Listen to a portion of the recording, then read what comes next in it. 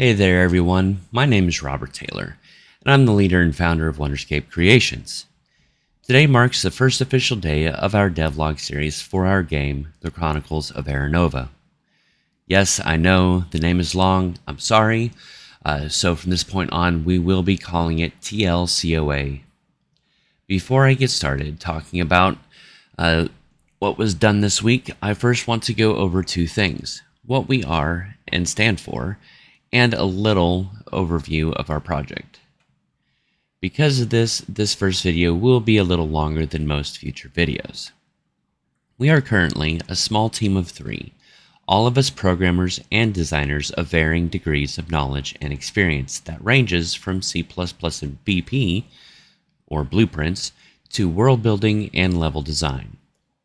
I myself have been working on the documentation side for a few years now, and the two who have joined me did so during my journey of preparation. Additionally, I have a close friend that will be joining us as a story writer to ensure that the story is full and rich. We all have a strong drive for organization and documentation, and we will be using many tools made by us, by Epic, or purchased on the marketplace, as recreating the wheel is simply a waste of time. Along with my devlogs, I'll be releasing videos each week that go over many, if not all, of the techniques, strategies, tools, and assets that we used and how we went about it. Expect these videos to not only go over things like level design and blueprint work, but over things such as optimization and thoughtful planning tips. We will be doing this to ensure the best performance throughout the entire series. Our goal is 60 FPS, so let's make sure it stays as far away from it as possible. TLCOA is an ambitious indie project that has several important pillars that we'll be focused on. These pillars are story and player choice, exploration, and combat. If time and finances permit, we will also focus heavily on crafting and building as our fourth pillar. Regardless of the outcome, crafting will still be a major focus as it is still an RPG. The game will be a third-person RPG, where the RPG is focused greatly from extensive customization, classes and class trees, as well as races and sub-races. Additionally, the story will be quite layered and rich, given through quests and long exploration. Speaking of exploration, with the map being roughly 16 square kilometers in size, and with plans to have extensive underground caverns, there will be plenty of places to delve, discover, and even get lost in, while having a variety of ways to quickly travel around. There will be fast travel, but it will be limited to a relatively small number of areas compared to what can actually be found on the planet of Aranova. The combat of our game will be well thought out and powered through the gameplay ability system, and will help bring our goal of having the player have a party of companions fighting by their side a very quick reality. Our aim is a Souls-like combat experience made easier by the choice of the player on who they pick as companions and the number of said companions.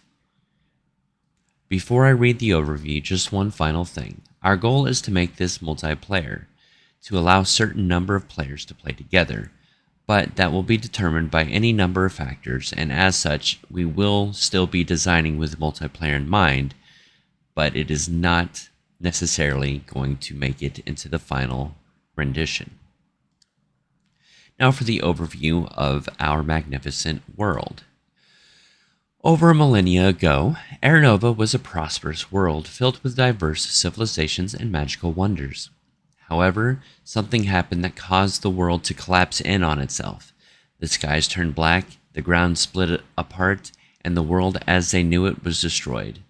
The aftermath resulted in a few scattered land masses that were saved by the great roots of the 3 ancient guardian trees.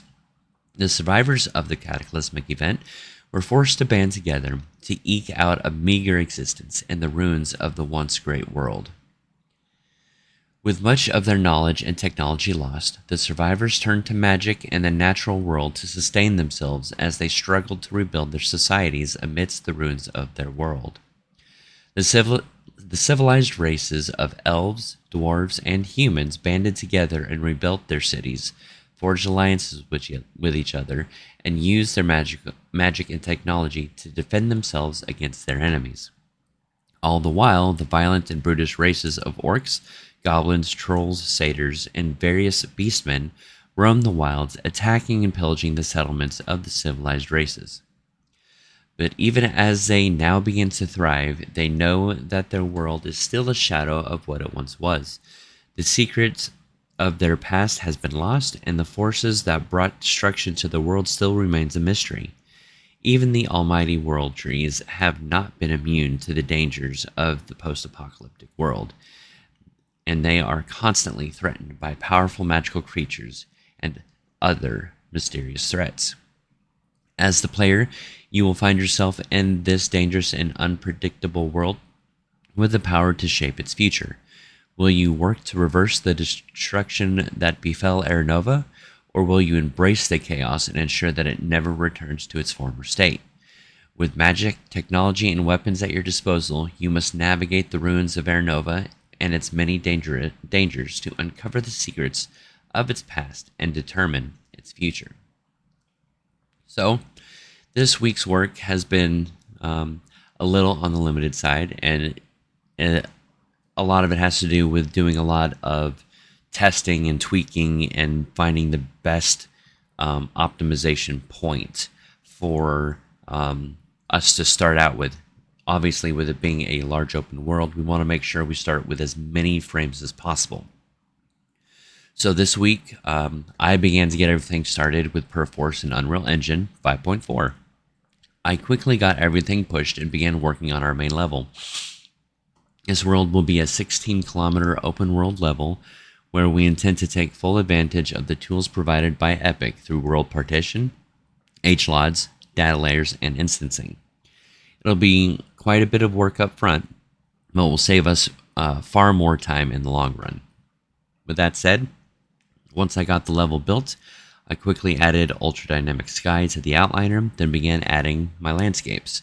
There are 4 large areas, the main one being a 4-kilometer map, made roughly 1.25 times larger. Once I was done with that, I added my custom material instances to my landscapes. When all the landscapes were uploaded and materials covering them, I began altering the appearances and pulling textures from Quixel Bridge to ensure that we got the best possible look. Then I quickly hand-painted general locations for certain places within our world.